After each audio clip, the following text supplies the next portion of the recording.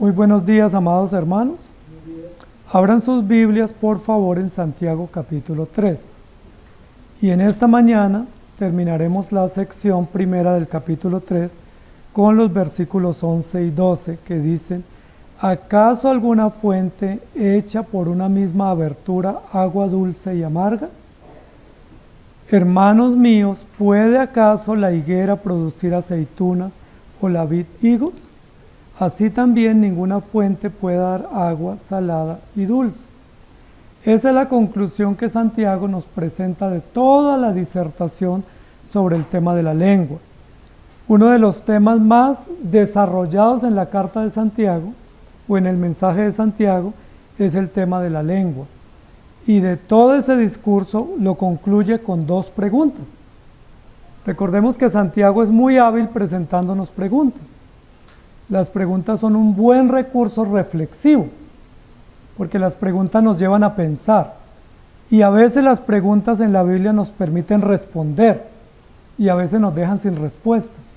Pero generalmente nos llevan a reflexionar y por eso se llaman preguntas retóricas. En este caso, estas dos preguntas son retóricas. ¿Acaso alguna fuente hecha por una misma abertura agua dulce y amarga? Y ahí tenemos que responder si hemos visto un ejemplo, si conocemos un caso, para poder decir, sí, yo conozco uno que sí. O si al contrario pudiéramos decir, no, yo todavía no he descubierto una fuente de agua que tenga los dos tipos de sabores simultáneamente. ¿O acaso la higuera puede producir aceitunas y la vid higos? ¿Conocen algún caso? Santiago no conoció ninguno. ¿Ustedes conocen alguno? Entonces, si no hay, tenemos que seguir la línea de pensamiento que nos está planteando Santiago. Nosotros hemos estado estudiando este libro bajo un eslogan y es el Evangelio, un culto hecho vida, la gracia de Dios nos llena de obras. Entonces, vamos a estar ahí en Santiago 3, versículo 11 y 12 con la Biblia abierta. Claramente Santiago nos va a presentar un contraste, y un contraste de dos aspectos o dos polos que son totalmente irreconciliables. Nos habla de agua dulce y agua amarga, que son dos cosas distintas, dos sabores distintos, que fácilmente los podemos reconocer al paladar, incluso a veces a la vista. Y nos habla de dos frutos de dos plantas distintas, el fruto de la higuera y el fruto de la aceituna. Si no conocemos muy de cerca esas plantas, porque no son típicas de nuestra región, pero en el mundo judío eran muy comunes estos productos. Nosotros hoy podríamos hablar de plátano y yuca, por ejemplo. ¿Sí? ¿Puede un árbol de plátano dar yucas? Uno diría, pues absurdo, es lo que está diciendo Santiago, ¿cierto? ¿O puede una planta de papa producir maíz? Para los que nos encanta la papa. Imposible, ¿cierto? Uno diría, ¿qué le pasó a Santiago con un ejemplo tan simple? Pero realmente eso simple que él está presentando es para mostrarnos la imposibilidad de algo que a veces nosotros en el diario vivir, en el contexto del discurso de Santiago, lo estamos incurriendo. El tema de Santiago es el lenguaje, el discurso, ¿sí? Estaba escuchando que hoy en día hay unos estudios, bueno, hay muchas teorías o algunas teorías que dicen que el hombre viene del macaco, ¿cierto? Nosotros no creemos eso, pero algunos dicen eso, ¿cierto? Algunos les han enseñado eso.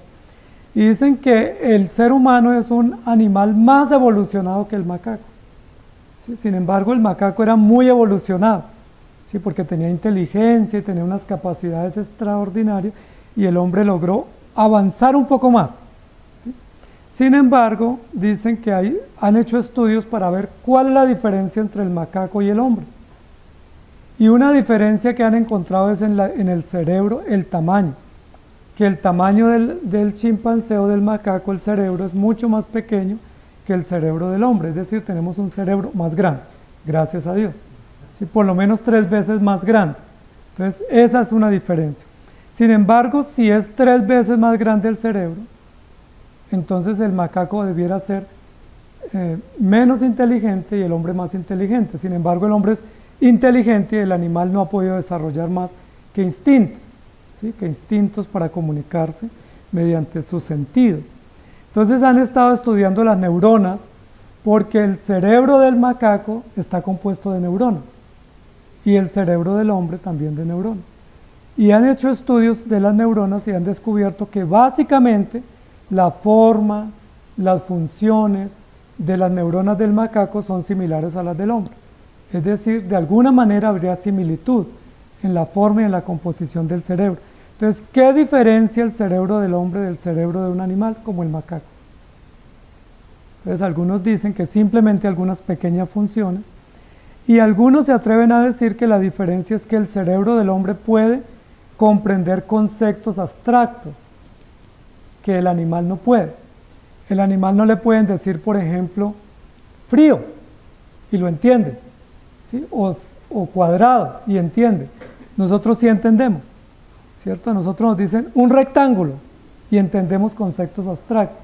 Esa capacidad de abstracción y de conceptos es propia del hombre.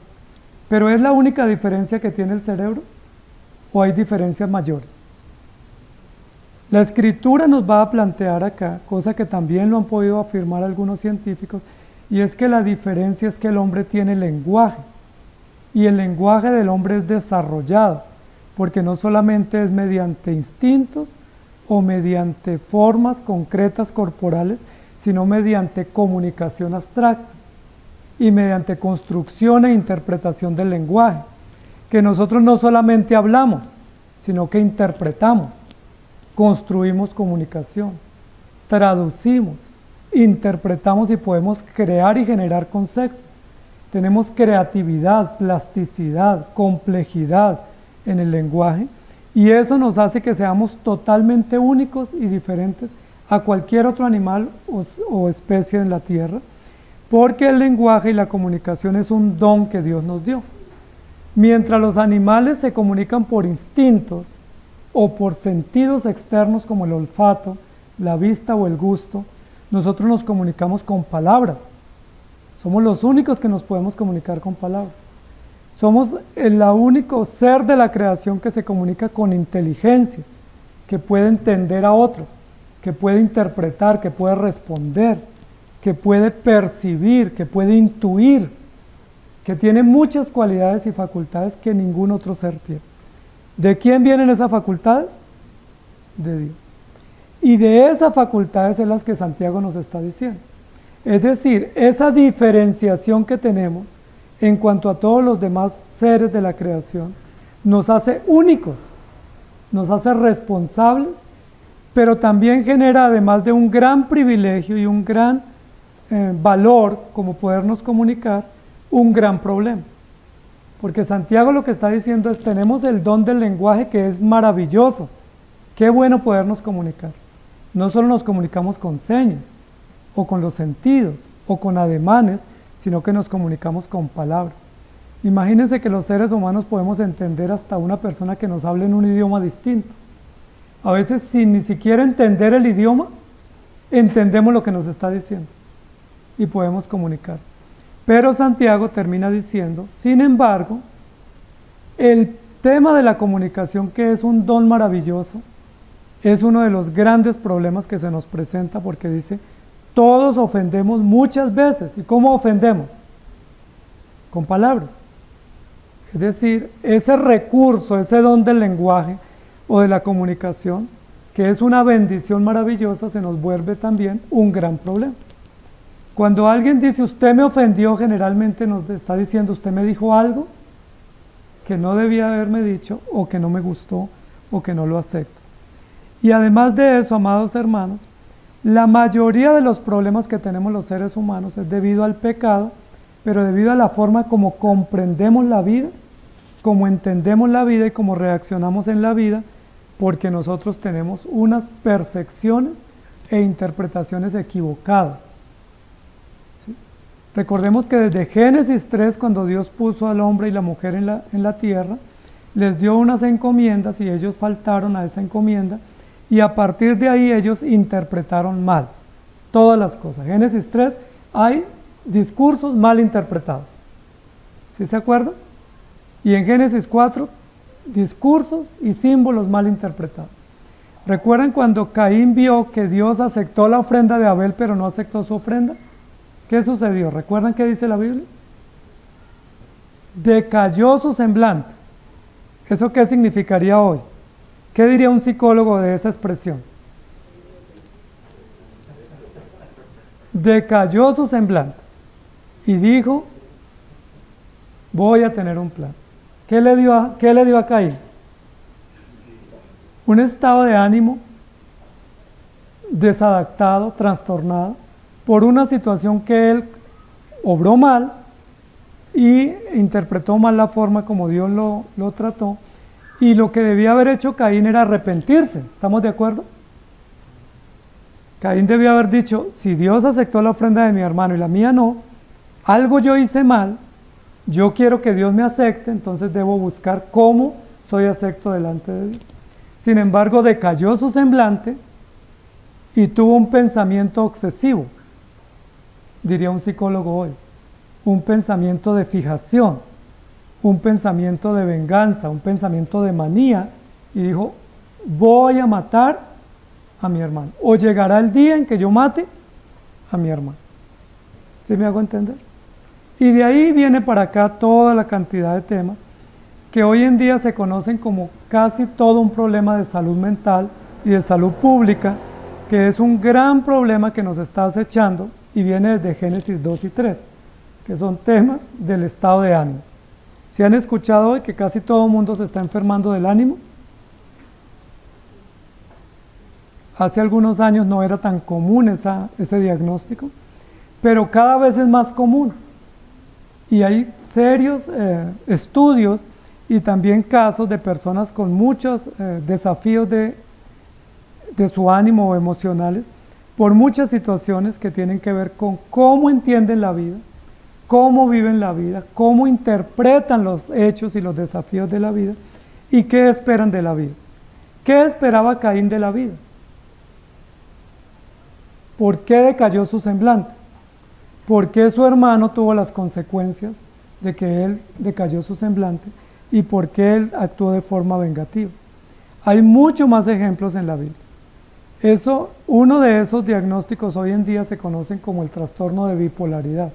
¿Sí lo han escuchado? Que es cada vez más común. ¿Qué es la bipolaridad? Que nos dicen que una persona oscila entre dos estados de ánimo, o entre dos pensamientos, o entre dos polos. ¿Sí? Que a veces está muy animada o muy eufórica y luego puede estar muy depresiva o muy triste o desanimada. Y conocemos casos, hemos vivido, hemos visto de esos casos, y la misma Biblia relata casos, por ejemplo, como el de Jeremías, ¿recuerdan? Jeremías capítulo 20, que estaba animado, desanimado, luego decía Jehová está conmigo, luego decía mis enemigos me persiguen, y estaba oscilando en una situación muy compleja en su ánimo, al punto de decir no predicaré más, no haré más cosas en el nombre de Dios, me cansé y no voy a seguir. ¿Se acuerdan que Elías también pasó por estados de ánimo muy fluctuantes? ¿Sí recuerdan? ¿Recuerdan también a David, el rey David? Hoy en día un psicólogo diagnosticaría a Jeremías de un trastorno depresivo, de un trastorno de ansiedad y posiblemente bipolaridad. Muy probablemente Jeremías sería así. Incluso lo llaman el profeta llorón, ¿sí? Como tendiente a la depresión. ¿Por qué estoy mencionando esto? Porque aquí está hablando claramente Santiago, y lo habló un poco en el capítulo 1, del hombre de doble ánimo. ¿Recuerdan? El hombre de doble ánimo es inconstante en todos sus caminos, lo dijo en el capítulo 1, y ahora está hablando de la imposibilidad de que haya dos estados simultáneos con los cuales tengamos que convivir, y dos maneras de reaccionar o de obrar en la cual tengamos que estar oscilando. Y básicamente esa es la lucha que tenemos los cristianos. ¿Sí? Nosotros podemos decir, yo no sufro de un estado de ánimo fluctuante, maravilloso. Yo no sufro de estar un día animado y otro día desanimado, qué bueno. Pero ¿saben de qué sufrimos? De que un día decimos una cosa y al otro día decimos otra. Posiblemente no tenga que ver eso con el ánimo propiamente, pero sí tiene que ver con nuestra razón y nuestro entendimiento. Que muchas veces yo me comprometo y luego después digo, ya no cuente conmigo. O muchas veces doy una bendición y al rato estoy dando una maldición. Estoy dando una bendición a Dios el domingo, pero el lunes estoy maldiciendo el trabajo, maldiciendo mis tareas. Y Santiago nos está diciendo, eso no puede ser así. Sin embargo es. Y aquí dice, amados hermanos míos, ¿acaso puede una fuente echar por la misma abertura agua dulce y salada? Pudiéramos hablar hoy de un nuevo descubrimiento que sería una lengua bipolar, ¿sí? No un estado de ánimo bipolar, sino una lengua bipolar. Es decir, que con la misma lengua decimos cosas buenas, pero con esa misma lengua decimos cosas malas. ¿Les ha pasado? ¿Tienen una lengua bipolar o no? Nos pasa, ¿cierto? A todos, porque decimos una cosa, luego decimos otra, decimos cosas muy sublimes y maravillosas para honrar y adorar a Dios, pero luego decimos cosas muy ofensivas, de las cuales a veces ni siquiera quisiéramos recordar, pero eso nos pasa.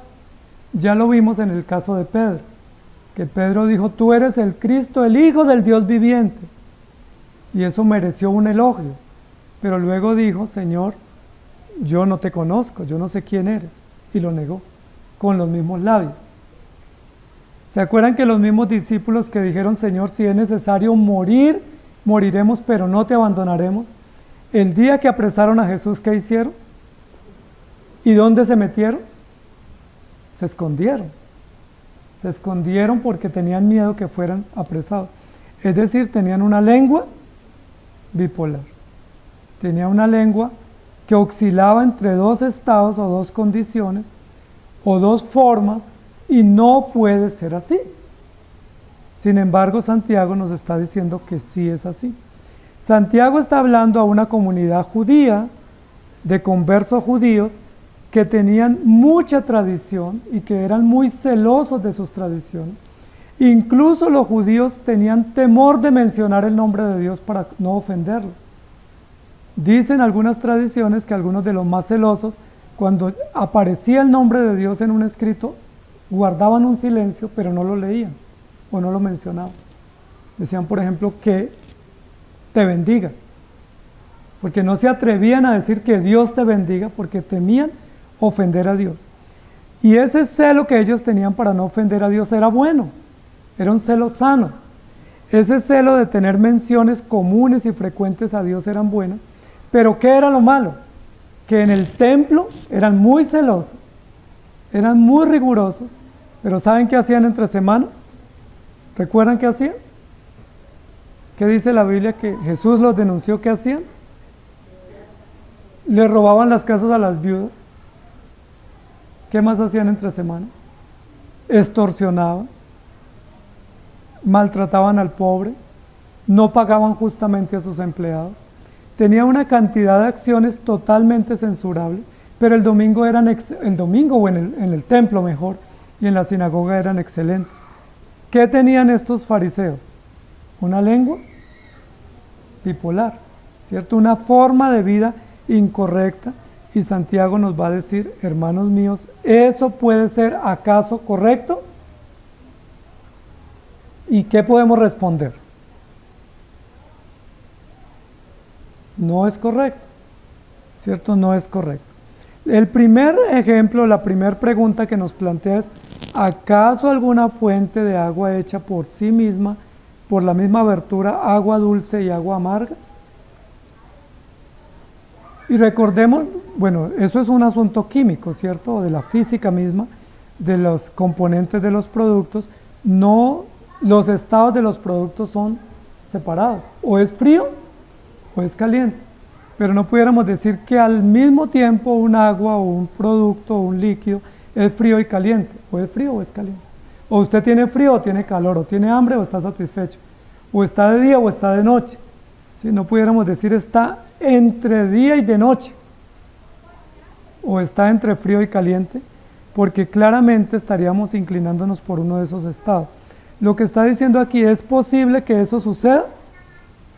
Químicamente, físicamente, ¿es posible que una abertura o una fuente de agua tenga agua dulce y amarga? ¿Eso es posible? ¿Físicamente? ¿Químicamente? ¿Orgánicamente es posible? No. O es dulce o es amarga. Estamos ahí de acuerdo. Y eso es lo que Santiago nos va a querer decir. Luego nos plantea la siguiente pregunta. ¿Puede acaso la higuera producir aceitunas o la vid higos? Y Santiago va a tomar dos de los símbolos más principales de la economía judía, que eran símbolos muy conocidos. No había un judío que no conociera una higuera o que no las cultivara y que no conociera una aceituna o se beneficiara de sus productos. Claramente la higuera era una planta distinta, ¿sí? Totalmente distinta, eso se podía diferenciar. Los que conocen el campo, por ejemplo en estas regiones, pues no confundirían una planta de papa con una planta de plátano. O sea, imposible. ¿Sí? Imposible, porque uno dice, no, eso no es. Eso es claramente una planta de papa, no es una planta distinta.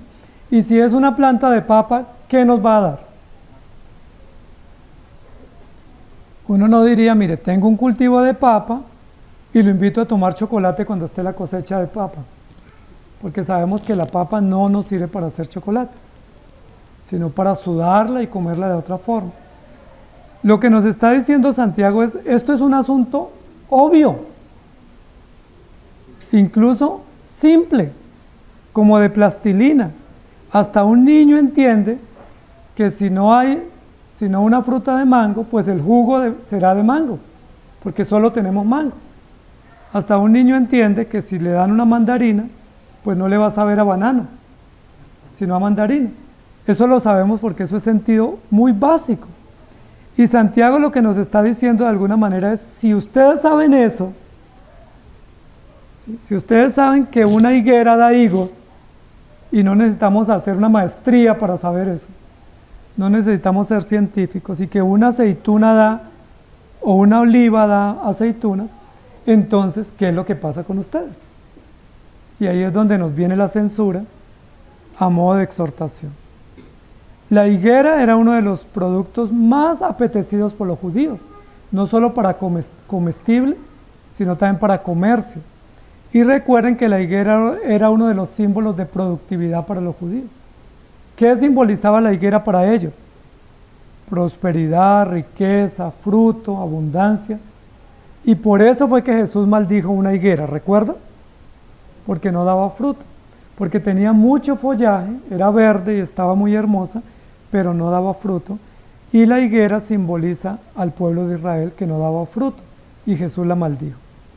Pero la higuera está diseñada para dar fruto, y los higos son deliciosos. No sé si ahora en diciembre comieron higos, pero son deliciosos, ¿cierto? Con arequipe son deliciosos. ¿Sí? Los higos son deliciosos, los higos en almíbar o en almíbar son deliciosos, pero son claramente distintos a la aceituna.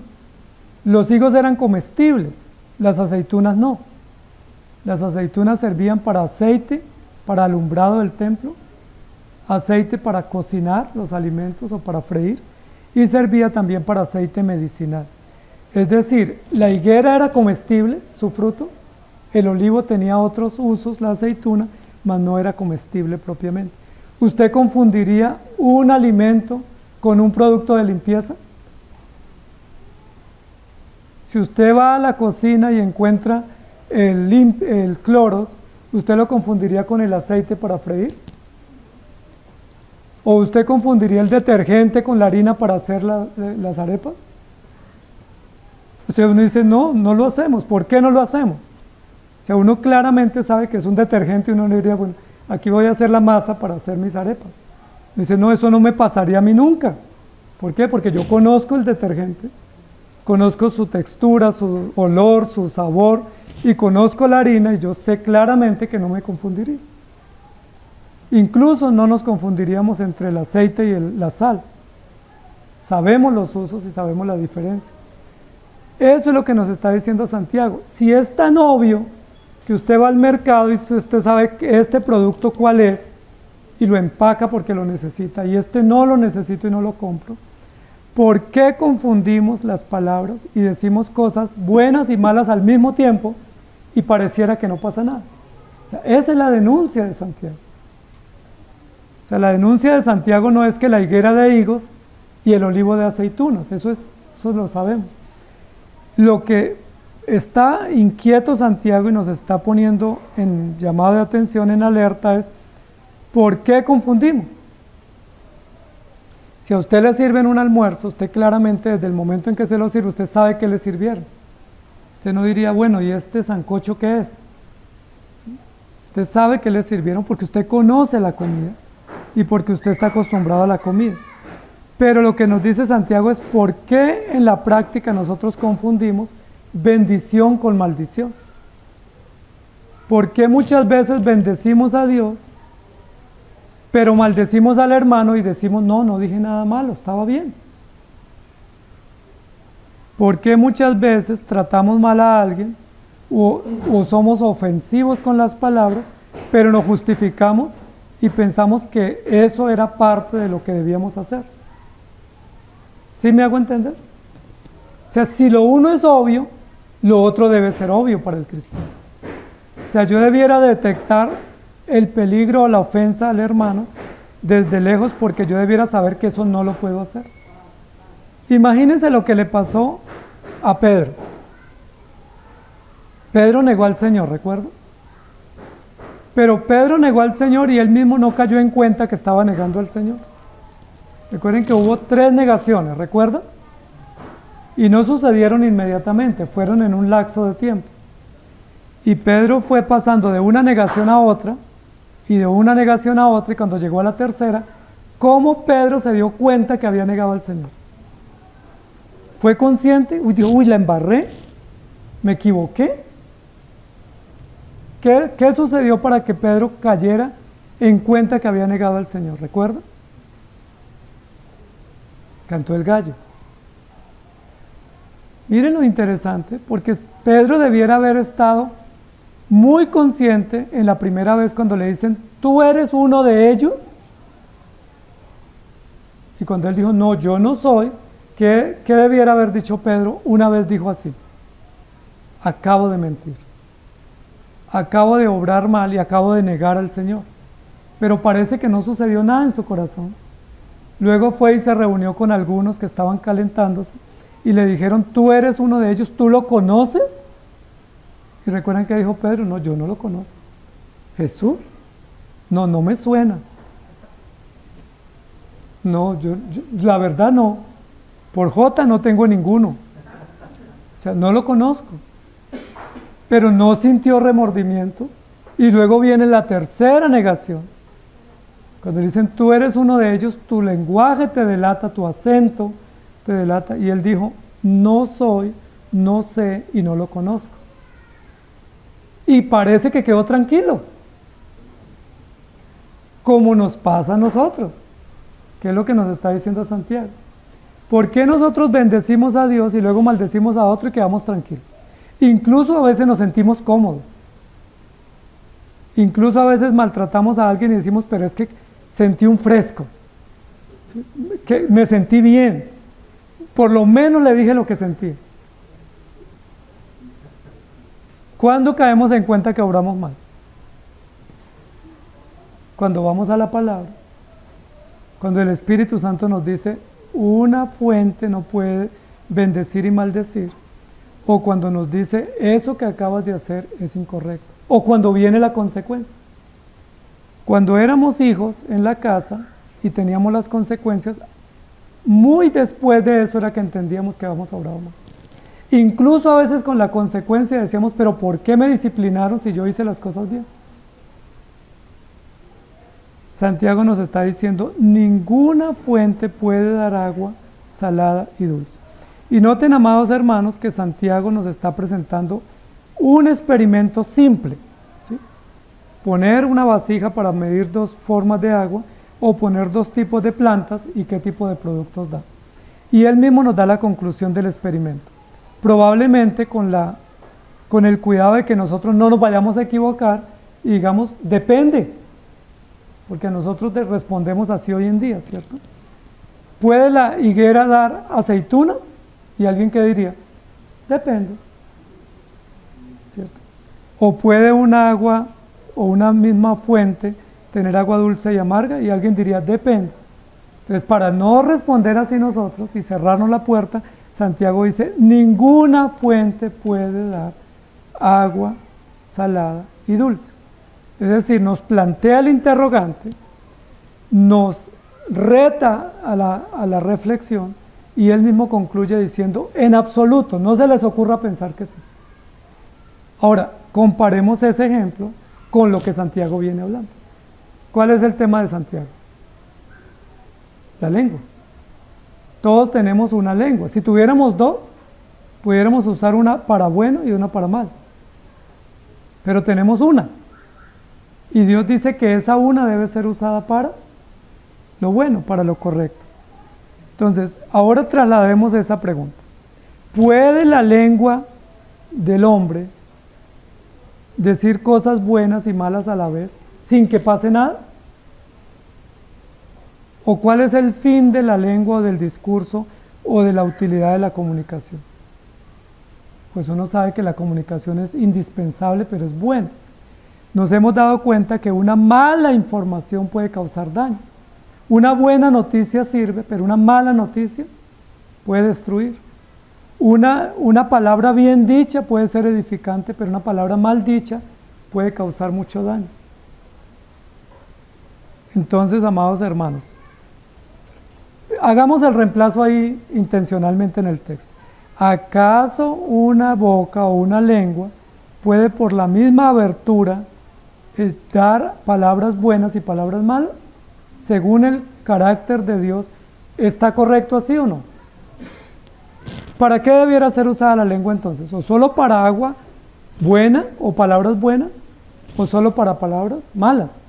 ¿Qué dice la Biblia del cristiano? ¿Cómo son las palabras del cristiano? El cristiano solo debiera decir cosas buenas. Recuerden lo que dice, todo lo honesto, todo lo justo, todo lo puro, todo lo amable, todo lo que es de buena virtud, si hay virtud alguna en esto, pensad y esto hablad. ¿Quiénes son los únicos que solo hablan cosas malas? Que dice la Biblia que se llenan su boca para decir cosas malas. Los incrédulos. ¿Estamos de acuerdo? Entonces, hay agua dulce y hay amarga, hay palabras buenas y malas. Las palabras malas, ¿a quiénes le corresponden? A los incrédulos. Y las palabras buenas, a los creyentes. Muy bien, ¿usted dónde está? ¿En qué grupo está? ¿Creyente? Entonces, palabras buenas solamente, ¿estamos de acuerdo? Eso es lo que está diciendo Santiago. Pero si seguimos con palabras buenas y palabras malas, de bendición y de maldición, ¿dónde calificamos? ¿Dónde quedamos? ¿Recuerdan que un poco de levadura leuda toda la masa? Si yo tengo una dualidad en mis palabras, en mi forma de pensar, en mi forma de vivir, ¿califico para cristiano? ¿Positivo para cristiano o no? ¿O positivo para incrédulo? Y esa es la pregunta. Si el tema es ese, para que reflexionemos. Porque nosotros estamos aquí en un problema, porque todos tenemos esta lucha. Todos tenemos la lucha de que debiendo ser higos y dar frutos comestibles, a veces damos frutos amargos. Y debiendo dar frutos agradables de prosperidad, de fortaleza, de utilidad, damos frutos vergonzosos. Y esos frutos contradicen lo que decimos. ¿Recuerdan lo que dijimos la semana pasada? Si bendecimos y maldecimos, contradecimos nuestra fe. Santiago 2:8 dice, si en verdad cumplís la ley real, conforme a la Escritura, amarás a tu prójimo como a ti mismo, bien hacéis. Mire el texto que presenta Santiago acá, con ironía, con sarcasmo para la audiencia. Santiago les dice, ¿ustedes cumplen la ley? ¿Y qué decían todos los judíos? No, pues claro, ¿cómo así? A eso vinimos. Y Santiago les dice, si en verdad cumplís Entonces, amen al prójimo. Es decir, no la cumplían. En Mateo 7:16 dice, por sus frutos los conoceréis. ¿Acaso se recogen uvas de los espinos o higos de los abrojos? Miren que Santiago, que era hermano de Jesús, tomó también un ejemplo que Jesús dio similar, donde dice, ¿hay uvas en los espinos o higos en los abrojos? No, las uvas están en un cultivo que se cuida y se protege para que dé buena cosecha. Y Jesús nos dijo, por sus frutos los conoceréis. Miren lo interesante. En el capítulo 2, Santiago dijo, muéstrame la fe con tus obras. Y ahora nos está diciendo, muéstrame tus creencias con tus palabras, pero con tu forma correcta. Y en el Salmo 141:3 dice, pon guarda a mi boca, oh Jehová, guarda la puerta de mis labios. Mire qué oración tan interesante. ¿Por qué el salmista pide a Dios que le guarde la puerta de sus labios? ¿Qué tentación tenía el salmista con su boca? ¿Cómo estaba desenfrenado posiblemente a usar malas palabras? Y le dice, Señor, pon guarda a mi boca. Si ponle como un cerrojo, un candado, para que no diga cosas que no debe decir, para que no se apresure. Amados hermanos, ¿cuántos daños hemos causado a otros por apresurarnos? ¿O cuánto dolor hemos tenido por decir cosas que después dijimos no las debía haber dicho? Ni siquiera pensado, pero no solo las pensé, sino que las dije y a veces las sostuve. En 1 Corintios 3:8 dice, y el que planta y el que riega son una misma cosa, cada uno recibirá su recompensa conforme a su labor. No sé si ustedes quisieran orar hoy con el salmista diciéndole, Señor, pon guarda a nuestra boca.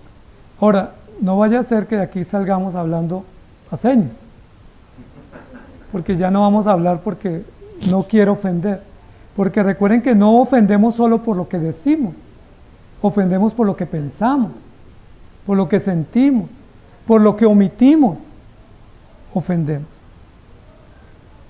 En Génesis 3:7 dice, entonces fueron abiertos los ojos de ambos y conocieron que estaban desnudos y entonces cosieron hojas de higuera y se hicieron delantales.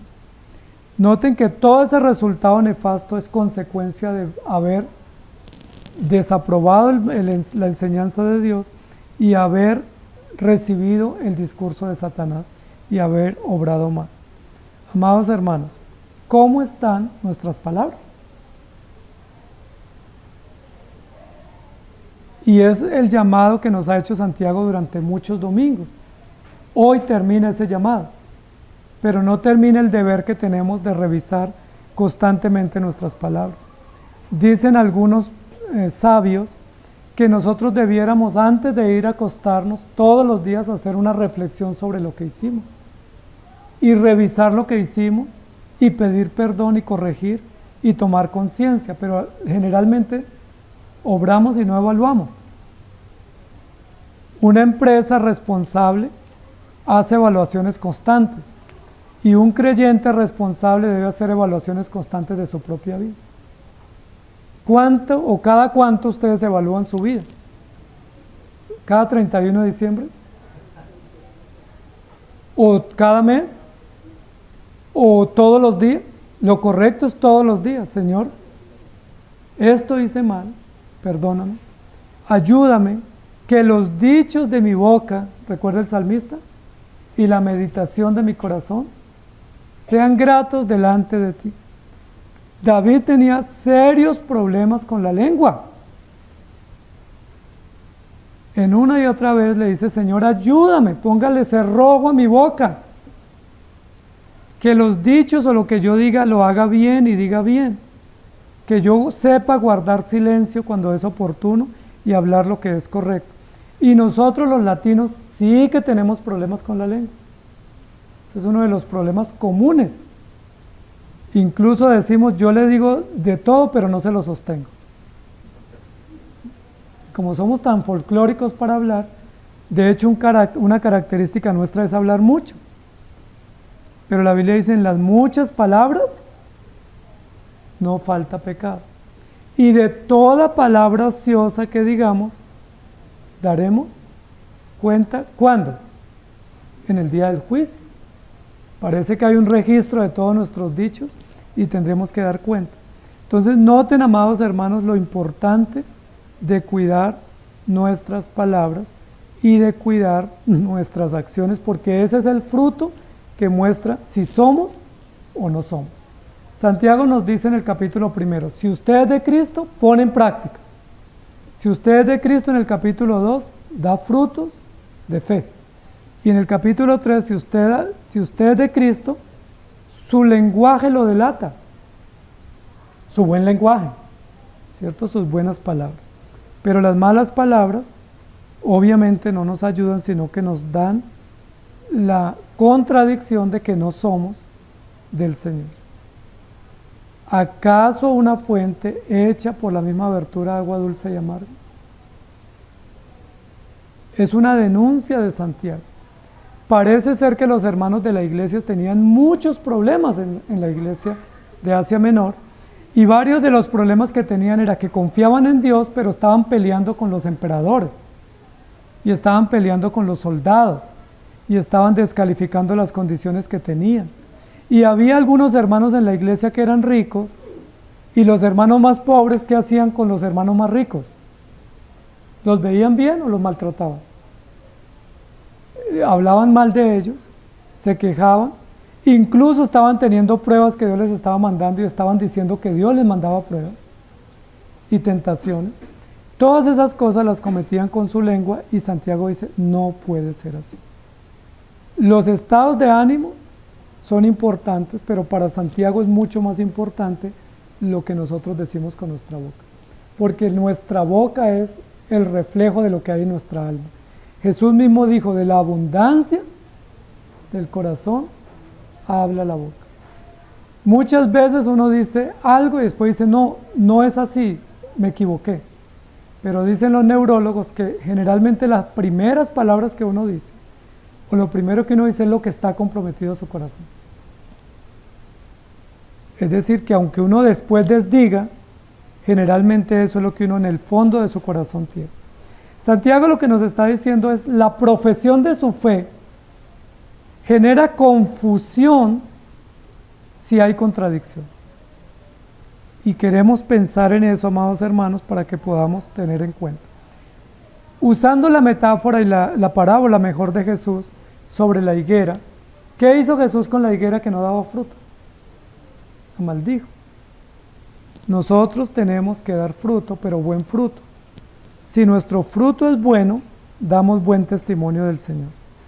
Pero en Mateo 11, 13 al 14 dice, y viendo de lejos una higuera que tenía hojas, fue a ver tal vez si hallaba en ella algo. Pero cuando llegó a ella nada halló sino hojas, pues no era tiempo de higos. Entonces Jesús dijo a la higuera, nunca jamás coma nadie fruto de ti, y lo oyeron sus discípulos. Y uno diría, eso fue injusto. ¿Por qué? No era tiempo de cosecha.